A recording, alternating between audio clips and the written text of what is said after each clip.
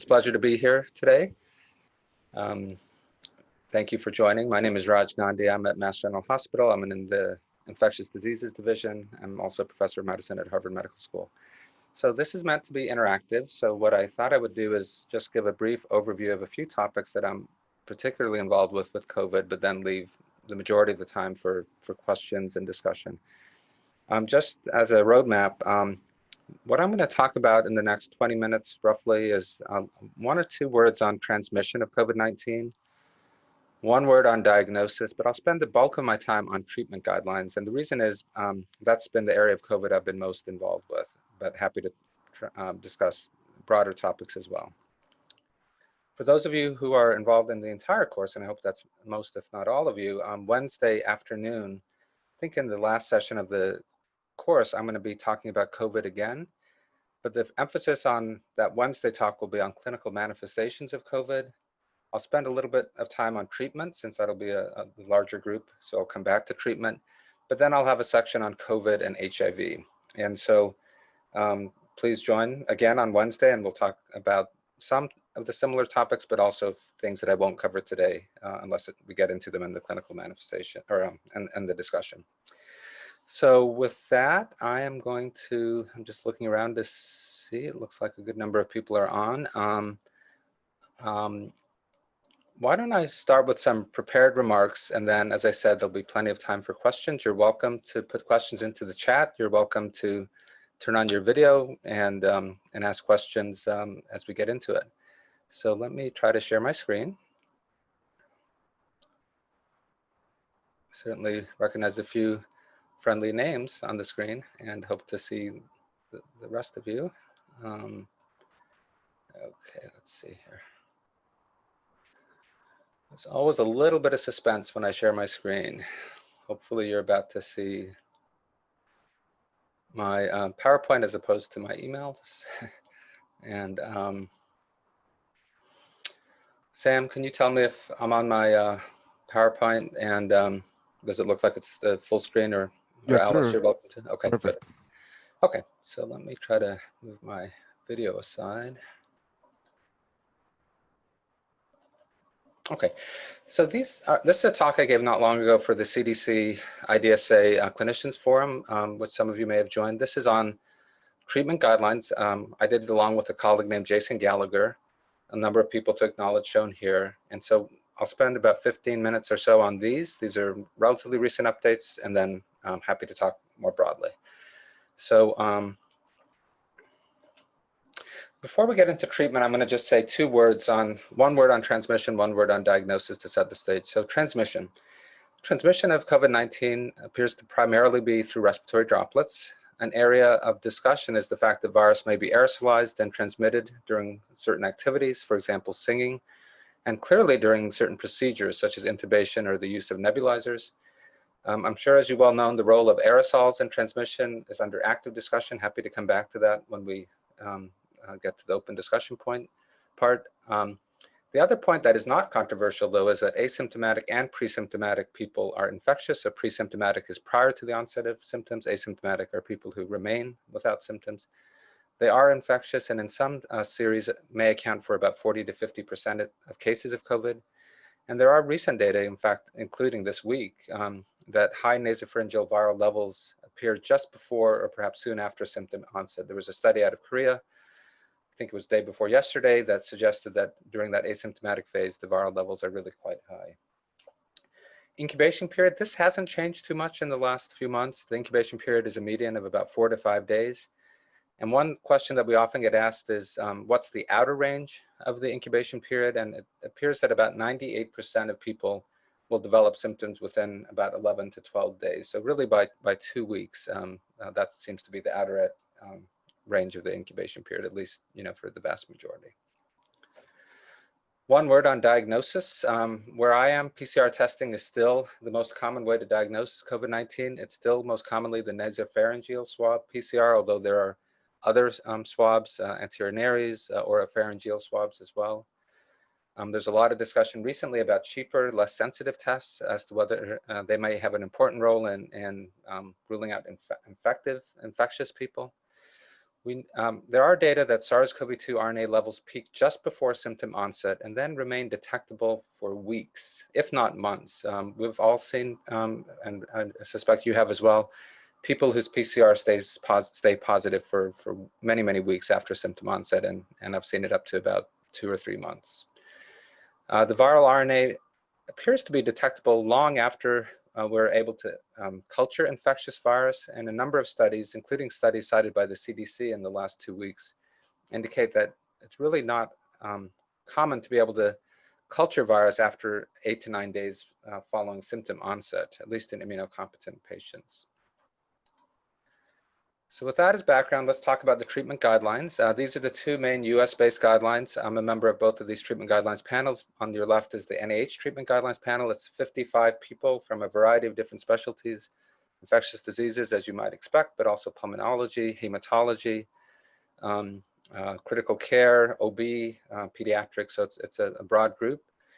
And the other main guideline in the United States is the Infectious Disease Society of America. They have 3 such guidelines, and I recommend them all. One is on diagnosis, one is on prevention, and then or infection control, and then the one that I'm most involved with is the treatment one, which is the one I'll be talking about. Okay, so this is a framework that I like to put this problem of treatment in. And the framework is the following. One is knowing the host, what are their clinical manifestations, but then, and I'll come back to that, but then the other framework is the stage and severity of disease. And here is just a little bit about what we think about the pathogenesis. And I put it in this framework because I think different interventions are likely to work differently depending on where you are in the stage of disease. So asymptomatic, pre-symptomatic COVID-19 is having a positive test, but no symptoms. Some estimates is that's about 40 to 50% of people, but that's a somewhat harder one to get a firm answer on, although people are moving towards getting an estimate. Once you're symptomatic, 80% of illness is either mild or moderate. What do we mean by mild? Well, that's mild symptoms, things like fever, cough, taste, smell changes, no shortness of breath. Moderate illness, traditionally, and some of this has come from clinical trials, is defined as having a normal oxygen saturation, but now having some evidence of lower respiratory tract disease. Now, it is probably the case that if you were to CT everyone with COVID-19, you would find some CT findings, and there are some data on this, even earlier in disease. But for example, the trial, one of the trials I'll talk about, use moderate and severe as their criteria. Severe illness is when you have someone whose oxygen saturation is over 94%, under 94%, has tachypnea, has extensive lung infiltrates, and then critical illness, of course, is respiratory failure, shock, multi-organ dysfunction, and multi-organ failure. We think the viral replication is particularly prominent in the earlier stages of disease, and we think that inflammation becomes substantial during the moderate to severe to critical stages of disease. So I'm going to group treatments into these 3 categories of antivirals, small molecule antivirals, probably going to work best in early stages of disease. Antibody therapies, convalescent plasma, monoclonal antibodies, I think also will probably work best in early stages of disease. And then anti-inflammatories, of which dexamethasone is the best example. I'm going to pause for 1 second and actually ask our technical support for a second. Are you able to do one of those impromptu polls?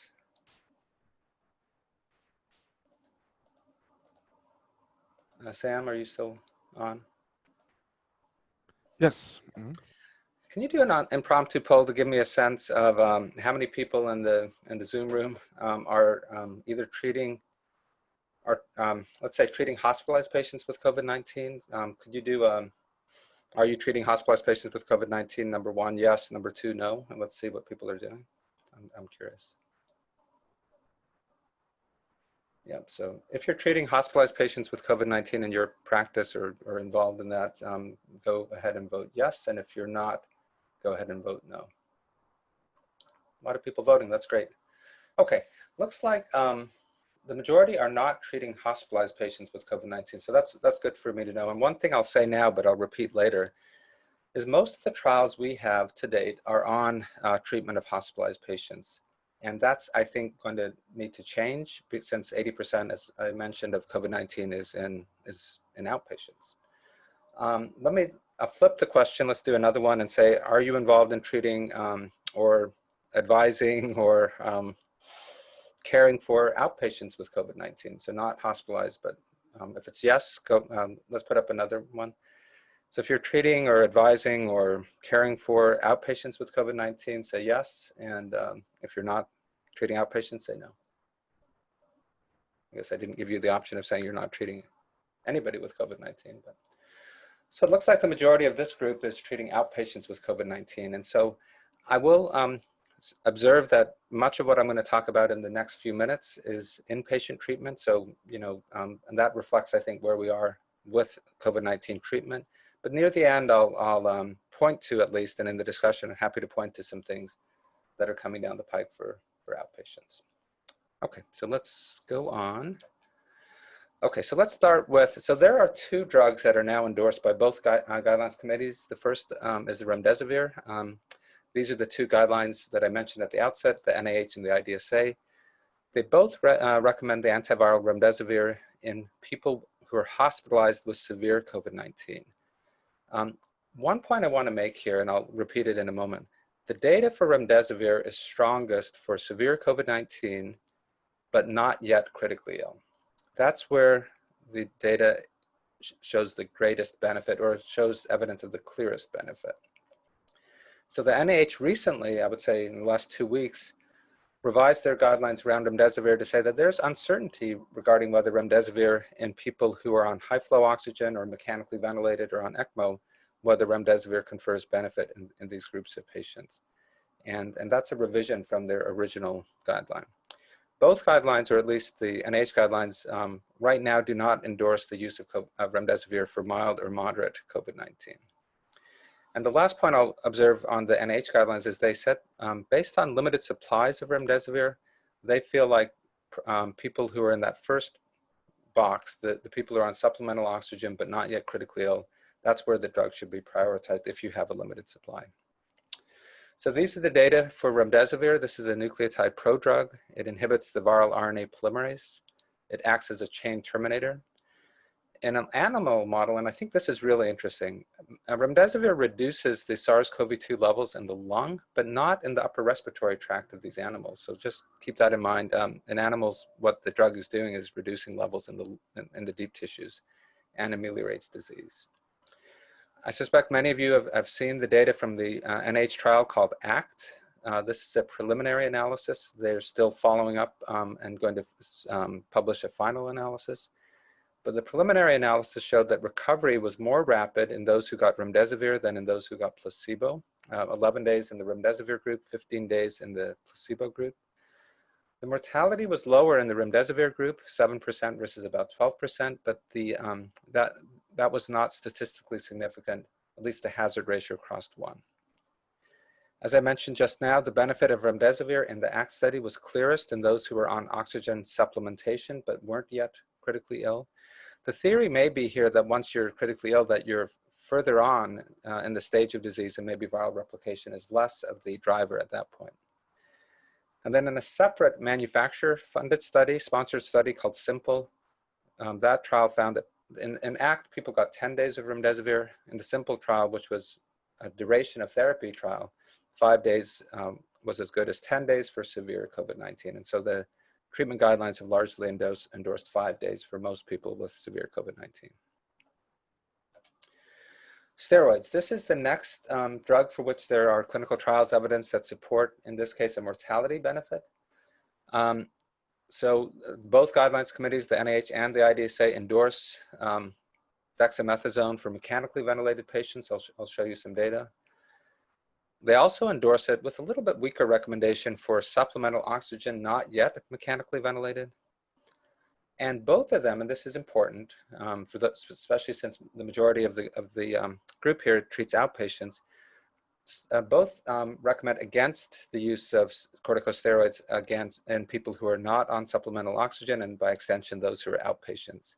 And I'll show you why there's an against recommendation there. One point, kind of a subtle one, but I'll just mention, if you are having shortages of dexamethasone for the 25 or 30% who are treating inpatients, the IDSA lists a couple of other alternatives and what the dosing is. So these are the data from the recovery trial that support dexamethasone. The recovery trial was done in the UK. For years, there's been controversy regarding the use of steroids in viral pneumonia and in acute respiratory distress syndrome.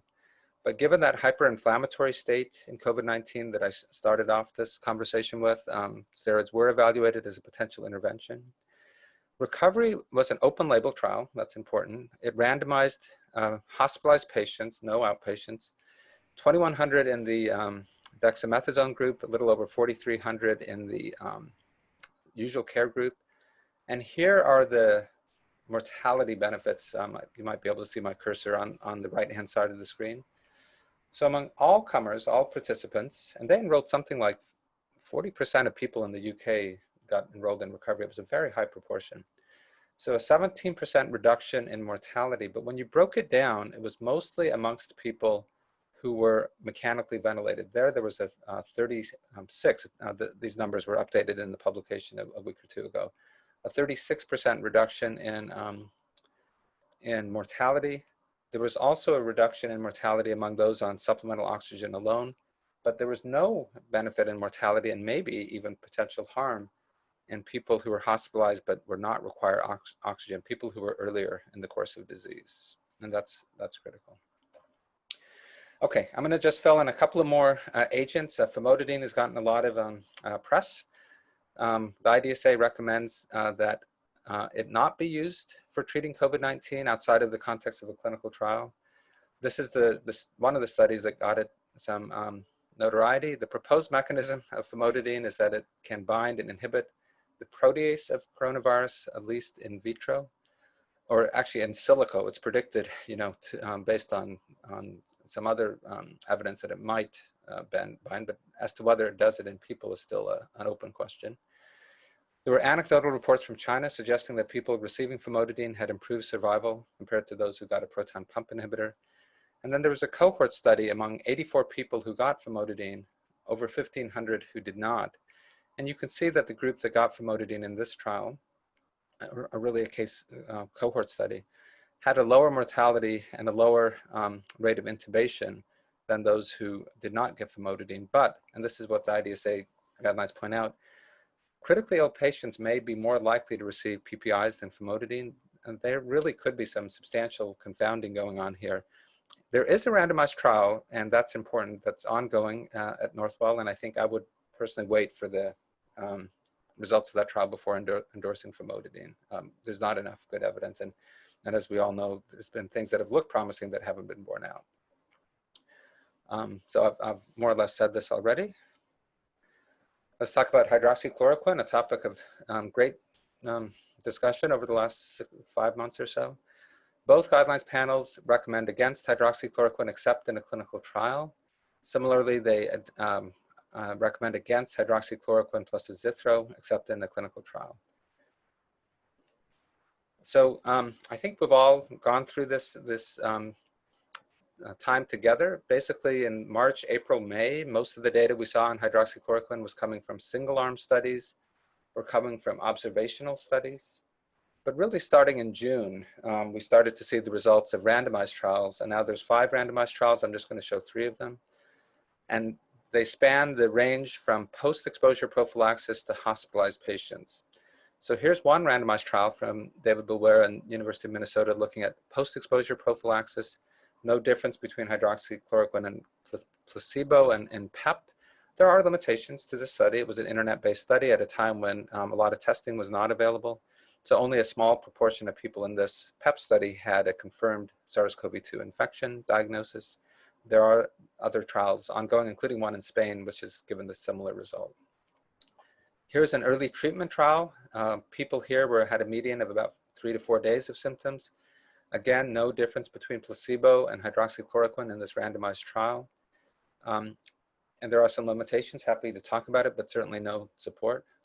And then finally, the same recovery group that studied dexamethasone studied hydroxychloroquine, this time in hospitalized patients. And again, they found no clinical benefit of that drug in hospitalized patients compared to usual care. There's a separate study from Brazil, also randomized, that was in the New England Journal about 2 weeks ago that came to a similar conclusion. Okay, I'm going to finish up in a few minutes. I think we're doing okay on time. So convalescent plasma, both guidelines committees say that convalescent plasma really should be limited to the context of a clinical trial. Now, that is not, there are many people who've gotten convalescent plasma outside of a trial, and we'll talk about that. But both guidelines committees say that, to date at least, there's insufficient data. So what is convalescent plasma, and what are these antibody therapies? So it's passive transfer of neutralizing antibodies, probably working as an antiviral, we think. So convalescent plasma taken from people who've recovered. Several groups have isolated monoclonal antibodies, which are a more defined way to give antibody therapy, and some of those trials have launched as well. Convalescent plasma has been used in the past and even now to treat other viral infections.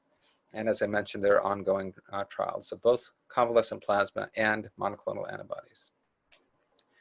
Here's one trial that is out of China. It was an open-label randomized trial looking at convalescent plasma plus standard of care versus standard of care alone. They only had 103 participants. They had aimed to have many more, but because the pandemic came under control in China, they stopped early before the target enrollment was reached. If you look at the left-hand part of this graphic, that's all participants. There was really no difference between convalescent plasma and usual care.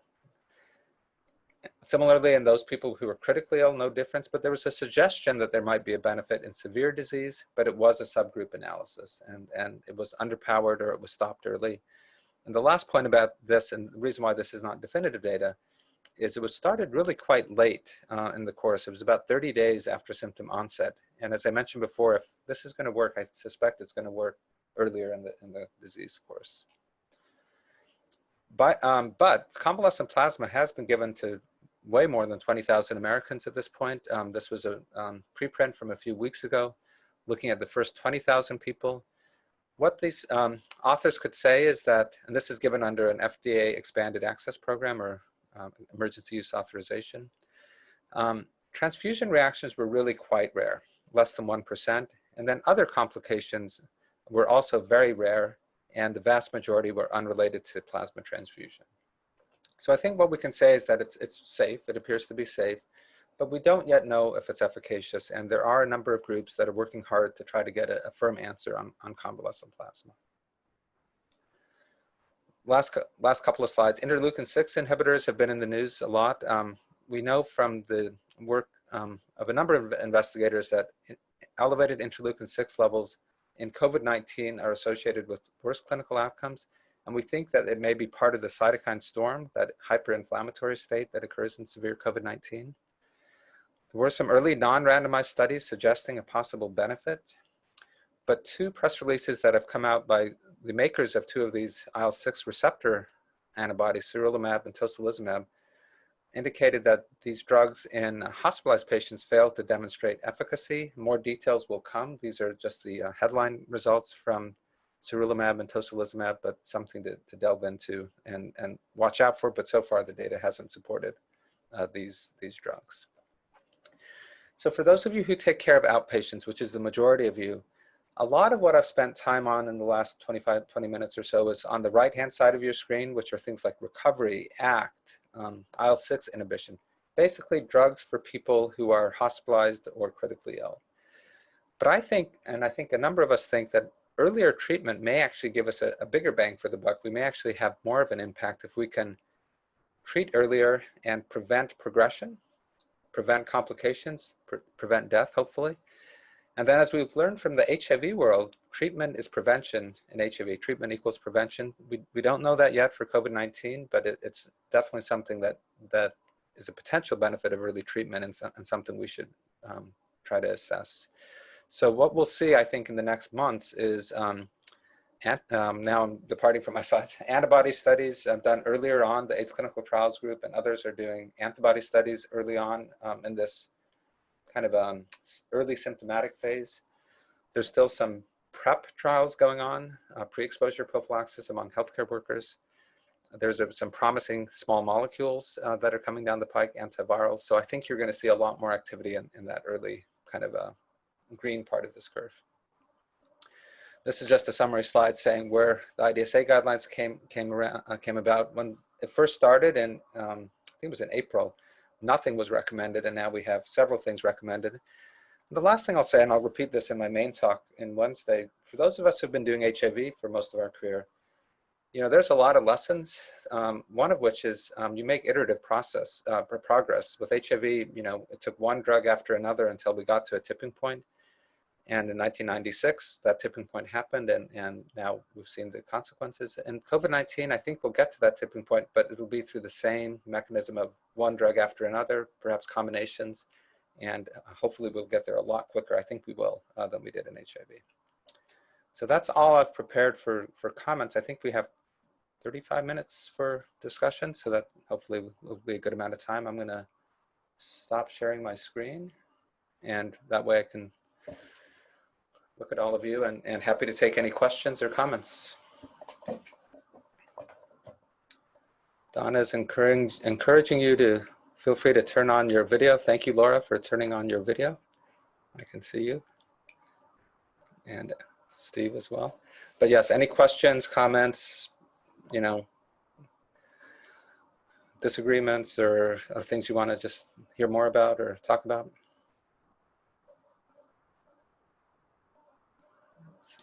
So this is Laura. I have a question. So in a couple of scenarios that I've heard about in terms of how they're managing going back to school and that sort of thing, they're saying that someone will be tested and that they'll remain quarantined until they have the first negative test. So for some people, that could be 3 months. I mean, on the outliers, like how does that play out, or how do you rationalize that? Yeah, that's a critical question, and I think has been really challenging these last few months for hospitals and skilled nursing facilities, et cetera, and schools as well.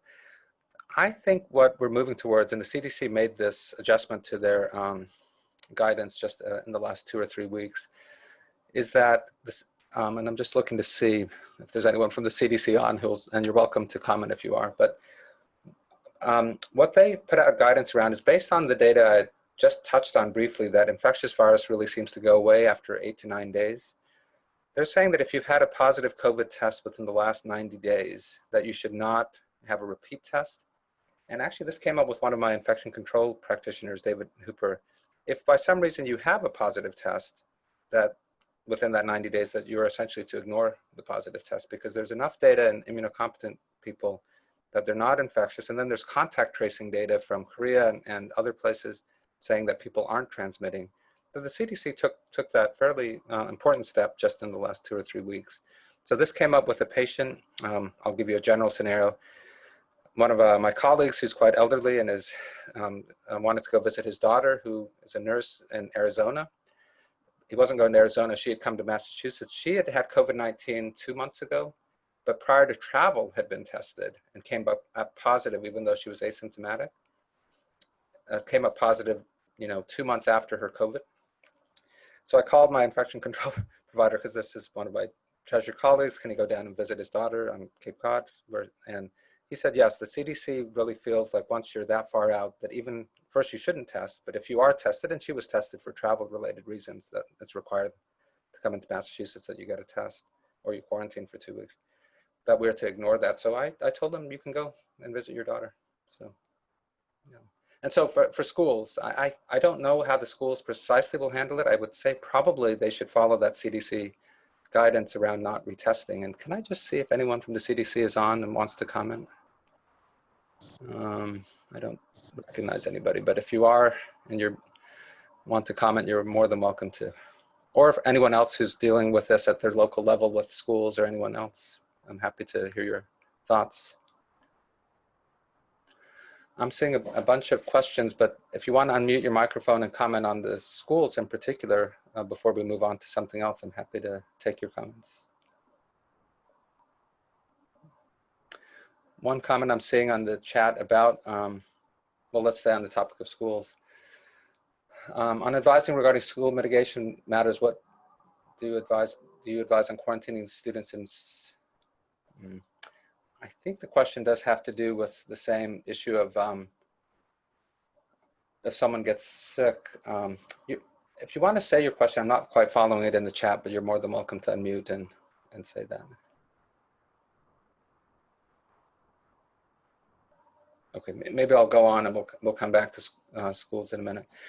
Post-exposure prophylaxis using hydroxychloroquine, vitamin C, and zinc. Any data supporting this?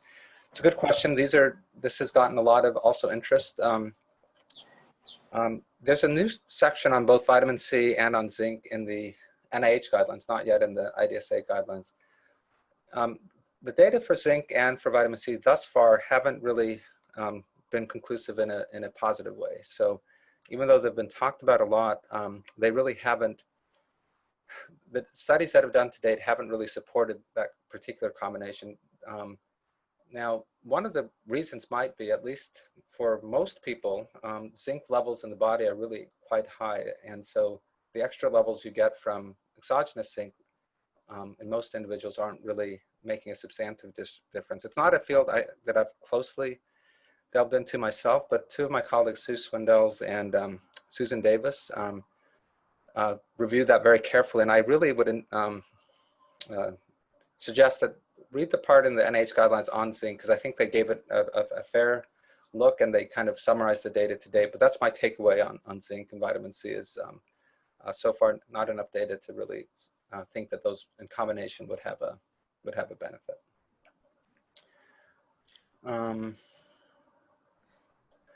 ART treatment. Let me comment on that. And as I mentioned just at the beginning, before some of you joined, I'm going to be speaking again on Wednesday, and my focus on Wednesday, and also on COVID-19, will be on clinical manifestations. I'll touch again on treatment, but then I'll have an entire section on COVID and HIV. So this is kind of a preview to what I'll say in more depth on Wednesday with some data and with some slides. But so where this started with ART and COVID is, so with SARS-CoV-1, the original SARS back in 2003, there was some in vitro data suggesting that lopinavir ritonavir might have an effect. And there was a non-randomized study done with SARS-CoV, just the original SARS, compared to historical controls that led to some people thinking there might be an effect of lopinavir ritonavir. That subsequently led in MERS, in a different human coronavirus, but also a serious human coronavirus, to a randomized trial that's still going on. It's called the Miracle trial of lopinavir ritonavir versus no lopinavir ritonavir in MERS. And we checked in back in March when we were grappling with these issues with the principal investigator of the MERS trial to see if they had data with MERS, and it was still ongoing. They didn't have data. So what do we know about lopinavir ritonavir and by extension other protease inhibitors for SARS-CoV-2? So there are some data that lopinavir ritonavir in vitro and cell cultures can affect SARS-CoV-2. But, and this is a really, really important caveat, this is incredibly important, the levels that you need to inhibit SARS-CoV-2 are way more than the levels that you need to inhibit HIV. So there was a study that's in Annals, it's one of my favorite studies of in the COVID era, looked at trough levels in 8 people in Austria, and it measured the trough levels. And these were people with COVID who were given lopinavir ritonavir. And the levels they were getting were 60 to 120-fold lower than the in vitro level that you need to inhibit SARS-CoV-2. That is, you would have to swallow 60 to 120 lopinavir ritonavirs to get to the level that you need to inhibit SARS-CoV-2. And I think all of you who've ever given lopinavir ritonavir know that that's just not possible. So, there's been 2 trials that have looked at lopinavir ritonavir in humans. One is out of China. It was one of the first published randomized trials in COVID-19. It looked at about 200 people. Lopinavir ritonavir versus usual care, done quickly, and there was really no effect of lopinavir ritonavir in people with COVID. These are people without HIV, all of these trials. And that was in the New England Journal. And then more recently, the recovery trial, the one that I keep coming back to in the UK, has a press release saying that in several thousand people where they looked at lopinavir ritonavir versus usual care, no effect of lopinavir ritonavir, no difference in mortality at all at day 28, no other hint of clinical benefit. And then finally, the WHO, which is running a trial called Solidarity, they actually closed their lopinavir ritonavir arm recently. So I think the I don't think that drug is going to work. And by extension, I don't think boosted darunavir or some of these other protease inhibitors will work. The other drug that you've, I'm sure, heard about is, you know how I mentioned remdesivir is a nucleotide analog? Well, so is tenofovir. And so there was an interesting study out of Spain that is a lot of my patients have asked me about because it's obviously gotten into the, the general press. This looked at about 77,000 people in Spain, this time with HIV, okay? All of these people had HIV. They looked at the regimens they were on, and then they looked at the rate of hospitalizations with COVID, and they found that people who were on tenofovir disoproxil fumarate, TDF, FTC, had half the rate of hospitalization for COVID compared to people who were on abacavir or people who were on TAF. But, and this is a big but, again, big caveat, as best I can tell, we don't have adjustment for things like age or other comorbidities. And we know that people who have renal insufficiency, people who perhaps are older, might be less likely to be given TDF. And so it's possible that that signal was due to confounding. And so I have been telling my patients, and I'm really interested, I'd love it if Steve Johnson or anyone else would like to comment what they tell their patients, or Laura, or Alice, anyone who'd like to comment. But I've been telling my patients, I don't think you're at more risk by virtue of your HIV of getting COVID-19. We can talk about that if you'd like, and I'll certainly talk about it on Wednesday. But I also don't think that your antiretrovirals are in any way protective, and I certainly don't think that you should change your antiretrovirals. I think that would be a bad idea to try to prevent COVID-19. Does anyone else want to comment on this? Well, I think, of course, the advantage of antiretroviral therapy and the fact that most of our patients are on it is that they come in with, viral suppression and a reasonably normal immune system. And so it kind of, I think, levels the playing field with, other types of patients. So, but yeah, I've not seen any benefit. I think the South African study also may have shown a trend towards improvement with TDF, but has the same kind of set of issues in terms of not really controlling for confounders. There is a trial being done in Spain among healthcare workers of pre-exposure prophylaxis with TDF-FTC. I don't think that's reported out yet, so something to watch out for, but certainly right now I don't think we have data supporting the use of antiretrovirals. Anyone else want to comment? Yeah, Raj, thanks. So I've been getting a few of my patients that have become positive for COVID. But one of the things which is a little different than what you're asking that I've been struck by is just how vigilant my HIV patients have been. Yeah.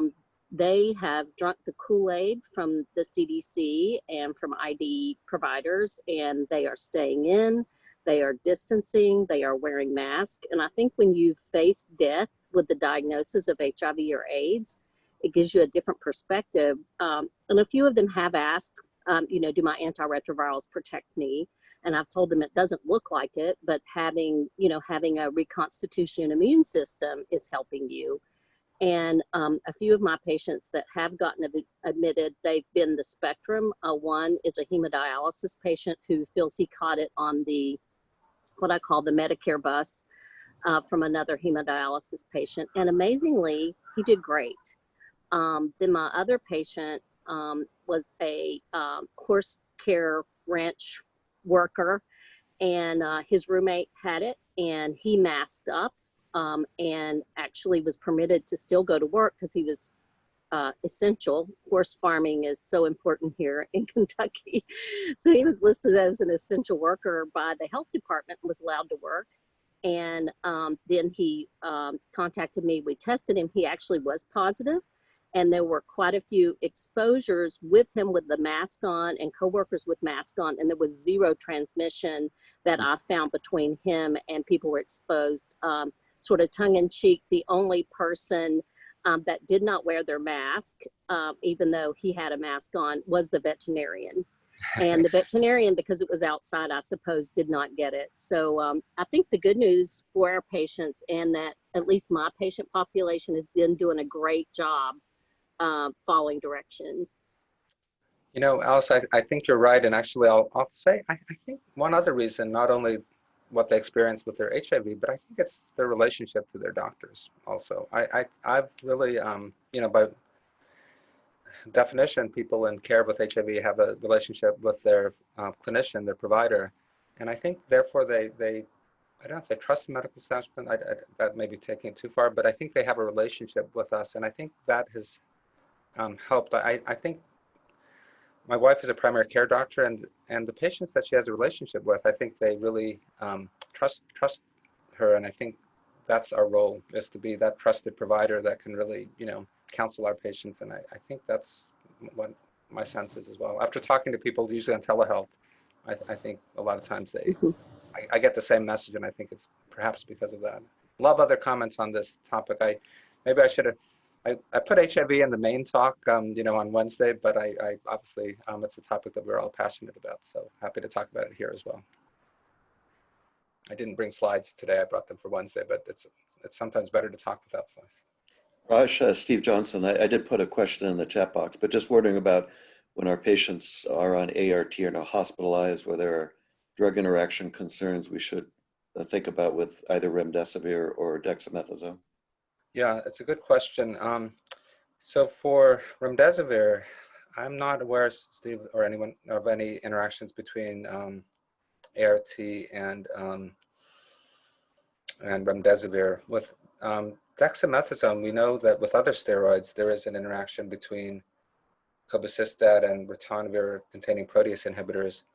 And I think that probably might extend to dexamethasone, although I'd love it if an ID pharmacist or a pharmacist could confirm. Do you know, Steve, is that accurate with dexamethasone?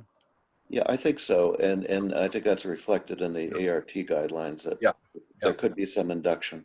Yeah, so a couple of dexamethasone interactions to be aware of. One is rifampin. You know, obviously we don't always use that, but rifampin does interact with steroids. And then I think, as Steve was leading us towards, the CYP3A4 inhibitors, the cobicistats and the ritonavirs, something to check on. So beyond that, integrase inhibitors, I think we're on safe ground with dexamethasone. A good number of questions. Let me tackle one about hepatitis C DAAs, directly acting antivirals, and COVID. So this year at the AIDS-2020 conference, there was a day called Virtual COVID, which is the Friday after AIDS-2020. And there was a presentation by some investigators from Iran and from the UK. Andy Hill was one of the authors, and he recently spoke to our group about these data. So what they were looking at is a combination of sofosbuvir and decladisvir. These are two hepatitis C drugs. In vitro, they too have activity against SARS-CoV-2. So there was a couple of smallish trials done in Iran among people with COVID, not with HIV, not with Hep C, to look at sofosbuvir, decladisvir. And one of the trials was 66 people. About 33 people got the Hep C drugs, 33 people got a mix of other drugs, including lopinavir, ritonavir. And there looked to be a clinical benefit of the sofosbuvir, decladisvir. Now, I've said the word caveat a little bit too many times, but I think it's just true of some of these data. It was a pretty small study. There was a meta-analysis of some other studies from Iran that also pointed in the same direction. But they did say, and they're careful to say this, they're doing a 600-person study in Iran with that particular combination to see if it has a benefit in a larger group of people. I think it was just too small to hang your hat on. One question I asked Andy Hill when he presented to our group about a month ago about sofosbuvir, decladisvir is protein binding. So with lopinavir, ritonavir, one reason it's really hard to get to levels that inhibit SARS-CoV-2 is because most lopinavir, ritonavir is protein bound. So that's where you get that. You need to swallow 60 to 120 pills to get above that protein binding for lopinavir, ritonavir. And so the same issue I don't know enough about sofosbuvir, decladisvir to know what its protein binding is, but just because you can inhibit something in vitro doesn't mean you can get to the levels in a person. And so we'll just have to wait and see in terms of effect. I wouldn't endorse it right now. So question about the blood clots and whether we should be giving mildly ill outpatients aspirin even after the course of disease to prevent late small blood clots. It's a good question. I mean, certainly among people with severe COVID-19, we saw a fair amount of thromboembolic disease. I learned a term called thromboinflammation. So in severe COVID, if you look at some of those inflammatory markers, there's a very tight connection between inflammatory markers and poor outcome, but there's also a connection between things like D-dimer, which is a coagulation marker, and poor outcome. This is among severe COVID, not mild. And when you look at autopsies of people who have severe COVID and have died of COVID, you'll find not only thrombosis, but you'll find evidence of endothelial injury and other things that make it seem like the inflammatory response is leading to thromboembolism. And we've seen people with pulmonary emboli and myocardial infarctions, mostly among the severe, essentially among the severe disease. That has led to a lot of interest in anticoagulation. And I think and the DHHS added a section on anticoagulation, so I would refer you there as well, but they essentially endorse prophylactic doses of anticoagulation, but not yet therapeutic levels of anticoagulation, unless you have some other kind of indicator, you have evidence of a PE or you have strong clinical suspicion. And in terms of aspirin, once you get beyond the either before or after a course of severe COVID-19, I don't think there was enough data for them to say that that would make a difference. So I think right now I wouldn't go there unless there was some other reason why someone should be on an aspirin. I will say parenthetically that we've seen a lot of thromboembolism, but we've also seen a fair amount of bleeding. And in fact, in our own series, 7% of people with severe COVID-19 had thromboembolic disease, but 7% had serious bleeding. So that it's really kind of a two-edged sword right now. So yeah, right now I wouldn't do aspirin unless they have some other reason to be on it. Colchicine. Colchicine, I'm aware of a study out of Greece that suggested colchicine, perhaps through its anti-inflammatory effects, maybe other pleiotropic effects might be beneficial, and I am aware of a randomized trial being done, but I haven't seen data enough to say whether it's ready for prime time. I think the data out of Greece was suggestive, but not definitive enough to use. And in terms of the rationale, I think it's both anti-inflammatory and maybe some other pleiotropic effects on the virus, but I don't know too much more about that. Does anyone want to unmute their microphone and make a comment or ask a question while I try to catch up on these? There's a lot of good questions here.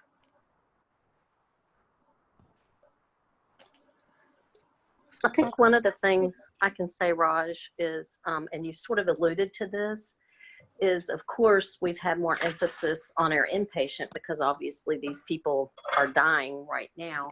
Yeah. But I think in keeping with what you're talking about prevention, even just doing telehealth with people or telephones with people, I think makes a huge difference. I'm seeing lots and lots of anxiety, and I've just found it amazingly calming for people when I say, oh yeah, many of my patients have mentioned that you get night sweats at night. Oh yeah, many of my patients tell me that night is the worst time, and they're like, really? Okay, I thought it was just me. Yeah. And so because none of us really know this, when people hear, okay, this is sort of the natural course of the disease that we're seeing, they feel this huge relief. Yeah. And I'm gonna like continue to try to push that, and there, yes, the first initial consult or discussion with that person may take 30 minutes. It's definitely not my usual hour that I have with a new patient. And then my follow-ups, depending on how the person's doing, can be 15 or 30 minutes, 15 minutes, or if they're sick, longer. And I've done about 3 direct admits from telemedicine, something I thought I would never do. But I really think that should be emphasized more. Yeah. The point about long-lasting symptoms is a good one, and the symptoms, what to expect. There was a study that came out recently saying that even after 2 months after having COVID, 86% or so of people, 87% still have some symptoms. So it can last a really long time. And I think for those who think it's really a mild disease, I mean, it can be mild, I think we've all seen too many people, especially at one point we had 450 people in our hospital with COVID-19, of whom 250 were in the ICU. I mean, really, really, really sick people. And I know that's going on in other parts of the country, but it can be very severe and it can be long lasting. Let me take another testing question. This issue of less accurate but more rapid tests is a really good question, home tests. how many people have heard of something called TWIV? I guess I can't really take a poll here. TWIV is a podcast that stands for This Week in Virology, and it's a really good podcast. Some of my friends had told me about it. I just started listening to it, but check out TWIV, This Week in Virology. But they had a speaker a few weeks ago named Michael Mina, who's a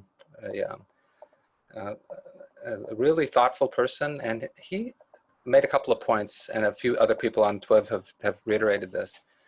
You know, our PCR tests, especially the kind of the gold standard PCR tests, detect down to about 80 copies or so. Let's say 80 to 100 copies per mil of SARS-CoV-2.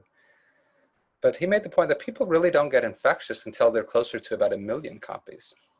So in some instances, really having super sensitive tests, and one instance where it's a problem is after COVID, as we talked about, that it's so sensitive that people stay positive for a long time. But what he's arguing for is less sensitive, but rapid, cheap tests, and something that we could do, you know, he wants us to do it on a daily basis. There's a paper-based test that he's been trying to develop, and the idea here is that if you can test frequently, even if it's less accurate, you can find out if someone is positive before they get to that infectious part, when they get to about 1 million copies, and then you could isolate people.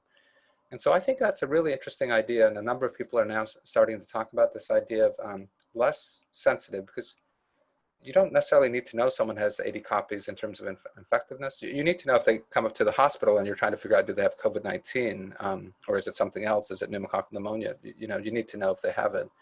But for infection prevention, maybe a less accurate but very rapid test might kind of change the curve.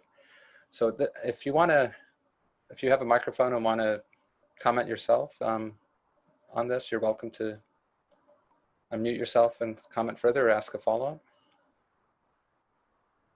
I'm getting a 5-minute warning, 8-minute warning here.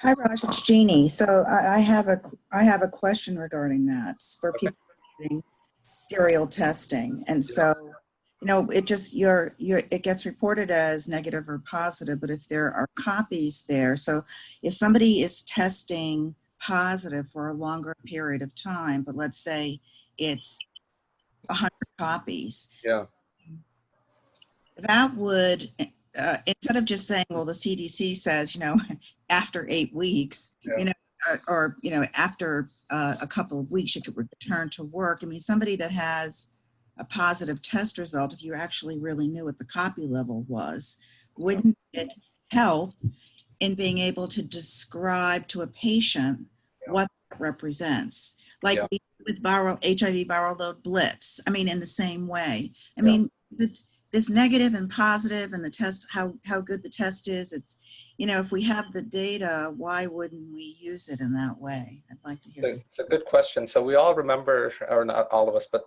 in the early days of HIV viral load testing, there used to be something called CTs, and now it's back.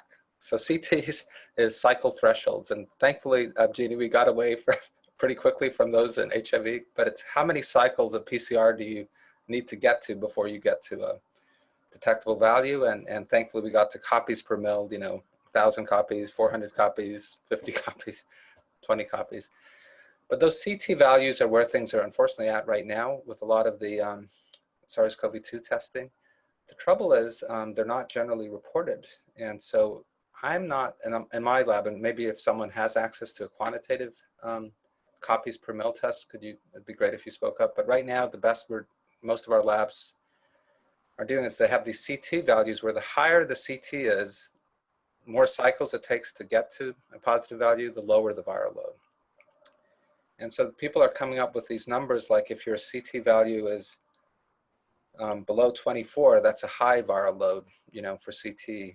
And then if you're above 34, it takes a lot more cycles, and so it's a low viral load. So some of those numbers I was throwing around before, 1 million copies, 80 copies, those are coming, you know, from that type of data. But you know, I agree with you. I wish we had a quantitative viral load test that we could tell people, okay, you're at 80 copies, it's probably dead virus that you had and it's on the way down, nothing to worry about. Or you're at 1 million copies, stay home, you know. And does anyone have access to that? I'm now looking around.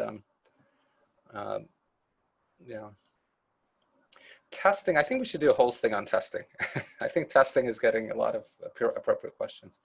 Okay, I'm being warned that I have 5 more minutes, and I think they cut off the Zoom at 1:10, so we can't stay even if we want to. It's going to like turn black in about 4 minutes. So antigen testing, I think it's in the same vein as some of the other more rapid, somewhat cheaper tests. You know, this paper-based test that Michael Mina is talking about is a couple of dollars per test. The antigen testing, I think, is in that same direction, that it's not as sensitive, but it might tell us about, you know, if someone is positive or not. And so I don't have as much personal experience with antigen testing. I think it's something that some centers are using, and it's probably in that same vein. It may not be as sensitive, but it may get you information about infectivity.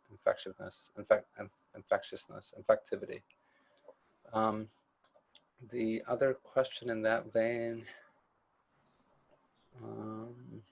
sorry, I'm just scanning here. Are there other questions? There's a lot of them that I think we might have, many of them we've done, but if you want to unmute your microphone and ask one, you're more than welcome to. The Nares one, instead of the one where that goes down back to your brain, you know, the nasopharyngeal swab. I think the Nares one probably is not as sensitive, but it may get to where we need to go around, you know, someone infectious or not. I've seen some data supporting anterior Nares, but unfortunately, a lot of the clinical trials are still using the nasopharyngeal swab. I think people are working hard on switching over to less invasive tests, but yeah, I can't say much more about that. Maybe someone else can. Hi there. Could you speak to returning to work for in the outpatient world? I guess we're trying to deal with people getting exposed at home, that they are keep having ongoing exposure, and trying to bring them back versus the folks that might have had exposure while with a cloth mask on, and the CDC is still saying 6 feet apart in 15 minutes, but the cloth mask is not measured there, noted there. So these are people who they haven't had COVID, they're just recently been exposed. Is that the question? Correct, yes. Yeah, that's a good question. That's a good question. I think here we've been, for return to work for someone who has had it, we've not been using testing.